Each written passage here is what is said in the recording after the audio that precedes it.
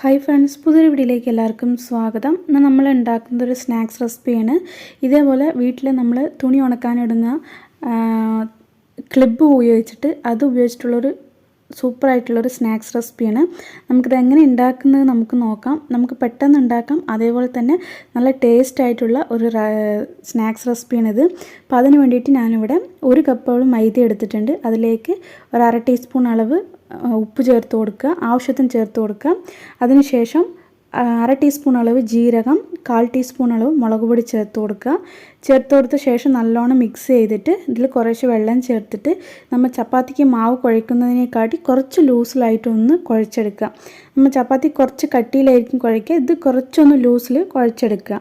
അപ്പോൾ നല്ലോണം കുഴച്ചെടുത്ത ശേഷം ഇതിലേക്ക് 1 ടീസ്പൂൺ അളവ് എണ്ണ ചേർത്ത് കൊടുത്തിട്ട് അതും നല്ലോണം ഒന്ന് കുഴച്ചെടുത്ത് വയ്ക്കുക.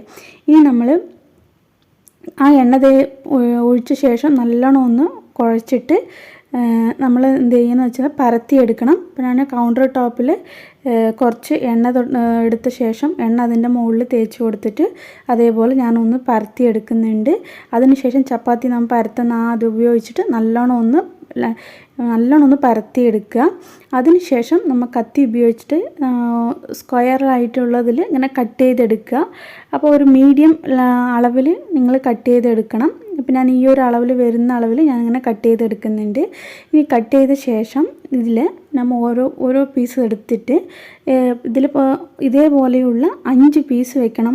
നമ്മൾ ഒരു പീസിൻ്റെ മുകളിൽ ഇന്നൊരെണ്ണമായിട്ട് അങ്ങനെ ലെയർ പോലെ 5 പീസായിട്ട് വെക്കുക. അപ്പോൾ നിങ്ങൾക്ക് തിക്നെസ്സിനനുസരിച്ച് വെക്കുക. 3 ലെയർ, 4 ലെയർ അങ്ങനെ എങ്ങനെ വേണമെങ്കിലും വെക്കാം.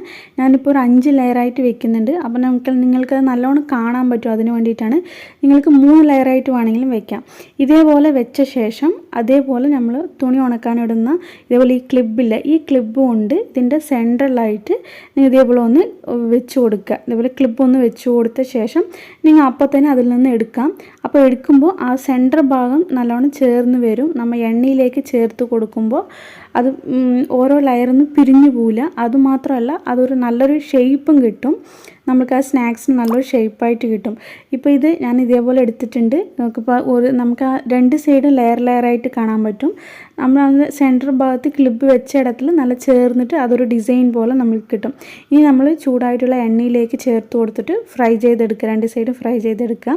ഇപ്പോൾ ഇതേപോലെ ഞാൻ ബാക്കിയുള്ള മാവ് ഇതേപോലെ ചെയ്തെടുക്കുന്നുണ്ട്. ഞാൻ 5 ലെയറാണ് ഉപയോഗിക്കുന്നത്. നിങ്ങൾക്ക് 2 ലെയർ 3 ലെയർ വേണമെങ്കിൽ ഉപയോഗിക്കാം. ഇപ്പോൾ ഞാൻ ഇതേപോലെ വീണ്ടും അതേപോലെ ചെയ്തിട്ട് ക്ലിപ്പ് സെൻറ്ററിൽ വെച്ച് കൊടുത്തിട്ട് അപ്പോൾ തന്നെ നിങ്ങൾക്ക് അതിൽ നിന്ന് എടുക്കാം. ക്ലിപ്പ് എടുത്തിട്ട് നമ്മൾ എണ്ണയിലേക്ക് ചേർത്ത് കൊടുക്കാം. ഇതേപോലെ എല്ലാ മാവും ഞാൻ ഇതേപോലെ ഫ്രൈ ചെയ്തെടുക്കുന്നുണ്ട്. അപ്പോൾ 2 സൈഡും കുക്കായ ശേഷം നമ്മൾക്ക് ഇതെടുത്ത് മാറ്റാം. ഇപ്പോൾ ഇത് ഫസ്റ്റ് നമ്മൾ ആദ്യം ഇട്ടതെല്ലാം റെഡി ആയിട്ടുണ്ട്. ഇതിപ്പോൾ ഞാൻ എടുത്ത് മാറ്റുന്നുണ്ട്. അപ്പോൾ നമുക്ക് നല്ല ടേസ്റ്റ് ആയിട്ടുള്ള, ഇപ്പോൾ നമ്മൾക്ക് ഈ പപ്സ് എല്ലാം കഴിക്കില്ല, അതിൻ്റെ പപ്സിൻ്റെ നമ്മൾ മുകൾ വശത്തുള്ളത് കഴിക്കുന്ന ആ ഒരു ടേസ്റ്റ് നിങ്ങൾക്ക് ഇതിന് കിട്ടും. അപ്പോൾ ഇതേ മോഡൽ നിങ്ങളൊന്ന് ട്രൈ ചെയ്ത് നോക്കുക. നല്ല ലെയറായിട്ട് ക്രിസ്പി ആയിട്ടുള്ള ഒരു സ്നാക്സ് റെസിപ്പിയാണ്. നമുക്ക് ചായൻ്റെ കൂടെയെല്ലാം ഈവനിങ് കഴിക്കാം. നിങ്ങളിത് ഉണ്ടാക്കി സ്റ്റോർ ചെയ്ത് വേണമെങ്കിലും വെക്കാം. അപ്പോൾ ഇതേ മോഡൽ നിങ്ങളൊന്ന് ട്രൈ ചെയ്ത് നോക്കുക. ട്രൈ ചെയ്തിട്ട് എങ്ങനെയുണ്ടെന്ന് കമൻറ്റ് ചെയ്യുക. വീഡിയോ ഇഷ്ടപ്പെടുകയാണെങ്കിൽ ലൈക്ക് ചെയ്യുക, ഷെയർ ചെയ്യുക. വേണ്ട റെസിപ്പി ചാനൽ സബ്സ്ക്രൈബ് ചെയ്യുക.